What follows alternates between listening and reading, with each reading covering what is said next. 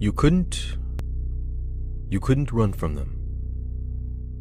No matter how hard you tried, no matter how athletic you were, no matter what was at stake, they were unstoppable, unescapable. A rabid force that defied the laws of everything natural on this planet.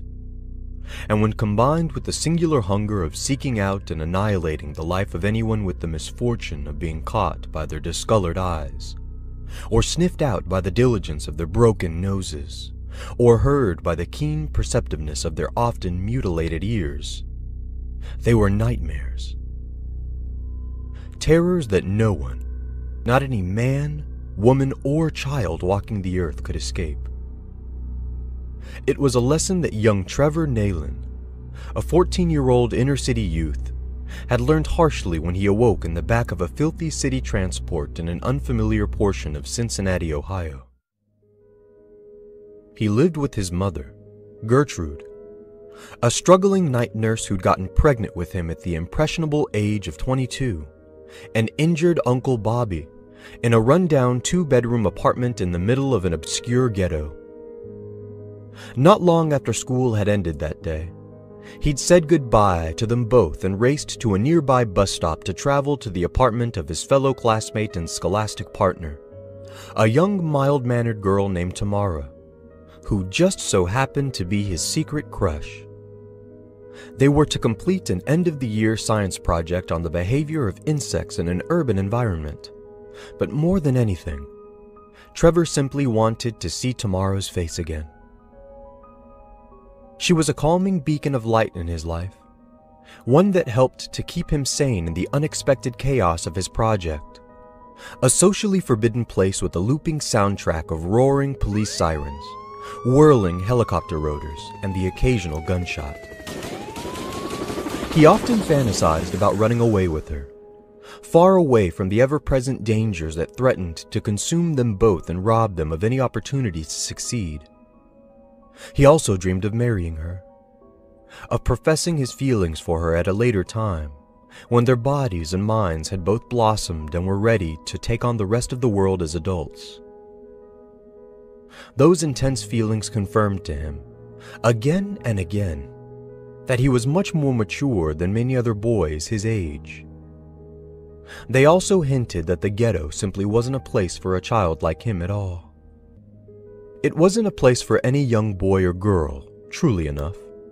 But for him, simply waking up in his Ohio underbelly day after day was nearly enough to drive him mad. So he latched onto the warmness that Tamara brought into his life and treasured it even more than his ability to breathe. She was everything to him. But in that transport, having rubbed the sleepiness out of his eyes and taken in the gruesome scene around him, she became nothing more than an afterthought.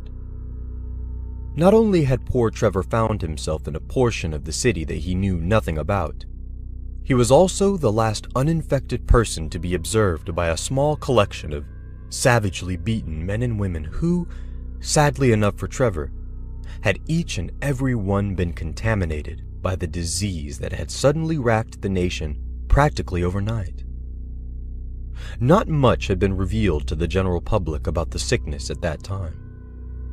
It was exploding into existence in densely populated cities like New York, Los Angeles, Chicago, Miami, and Seattle, and of course in the horridly packed city blocks of places like Cincinnati. What was apparent to every single person fortunate or unfortunate enough to live longer than a few minutes at a time after coming across any of the infected was that it was transformative. Not only did it give someone crippling headaches, an irritating cough, pulsing, pus-filled boils of various colors, or a spinal pain that rivaled the sensation of being slowly bent in half by a vengeful, hypothetical demigod. It also seemed to eventually quell any traces left of humanity. The selfish instincts to destroy, to humiliate, to possess, and to maim became sole reasons to exist. To an infected, Nothing else mattered but the most horrific of pleasures available to humankind, no matter the cost. There were perhaps 24 men and women who stood frozen in front of a petrified Trevor as he struggled to control his breathing. Some were missing an eye or an ear. Some had entire patches of hair ripped away from their scalps. Some brandished makeshift weapons in their trembling hands. And there was even an elderly woman who had sagging skin with the consistency of a raisin, who'd somehow gotten someone's prosthetic limb wedged deeply into her chest. Random spurts of blood flew out of the wound to land sloppily onto another young woman's head, which had been bludgeoned until it nearly split in two. Both walls of the vehicle, as well as most of the leather-covered seats within, had been painted in hectic strokes of moist blood. The sickening aroma of the liquid, something that smelled to Trevor like an amalgamation of freshly baked breads and rusted metals, filled his nostrils as he opened his mouth and spoke the only words that he could think of in the moment. "Please," he whispered. "Please tell me that you're all okay." What happened next happened so quickly that Trevor didn't even have time to think as his body instantly reacted to the ensuing panic. Someone screamed harshly at Trevor, prompting everyone in the bus to rush the poor child as he scrambled to stand up in his seat. He heard a young, feminine voice shout at the top of her lungs, finishing an almost incoherent sentence with the words, "Rape him." And then a tall gentleman with endless turtle-green dreadlocks pounced forward after a quick sprint to vault himself at Trevor with an ear-splitting grin. Trevor ducked, sending his chin into his knees as the grinning man flew through the air with a disturbing cackle to smash into and through the glass of the rear emergency exit window. Sharp droplets of glass cascaded down onto Trevor's back as he spun on his sneaker-covered heels and shoved the rest of his assailant's body through. Only half of him had traveled through the window, all the way up to his twitching waist. Trevor grimaced as he pushed with all of his might, nearly sending his attacker into the world outside, until he felt someone's bony fingers wrap themselves around his slim ankle. He jerked his head around and stared down with wide eyes at the elderly woman, who grinned up at him with a mouth bereft of any teeth. Her slimy gums made a wet smacking sound as she bit down on them a few times and began to giggle uncontrollably. Trevor frantically looked up to see that the rest of the bloody mob was nearly upon him, and after desperately kicking the old woman's hand off of him and furiously stomping her face away from his seat, he screamed with the effort of then sending his entire body into the now motionless corpse stuck in the broken window.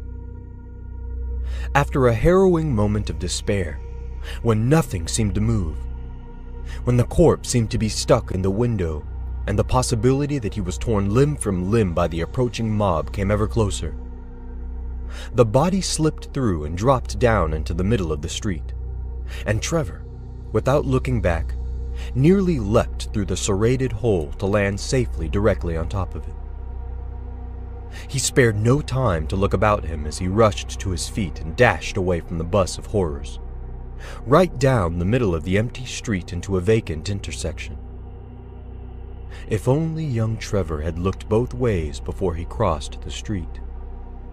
Because in those next few moments, as he clutched his chest as he ran in an attempt to soothe his pounding heart, a swerving vehicle sped through the intersection and slammed into him. The accident began and ended in a matter of seconds. His torso went flying one way through the air as it was instantly detached from the rest of his body due to the velocity of the dented cobalt blue Ford Mustang Cobra, and the rest of him, which had most of its bones shattered to splinters as the Mustang raced along, was crushed underneath its squealing tires. The last thing that Trevor's nearly lifeless eyes beheld as he fell back down onto the street was the shocked expression of a young bald beauty with shining cocoa skin as she clutched onto the arm of her boyfriend. He was concentrating as he battled with his steering wheel, oblivious to the horrible accident. The Mustang roared as it regained its bearings and bolted past the bus, which was rocking from one side to the other as the unrelenting mayhem that was still happening inside of it seemed to give it a soul.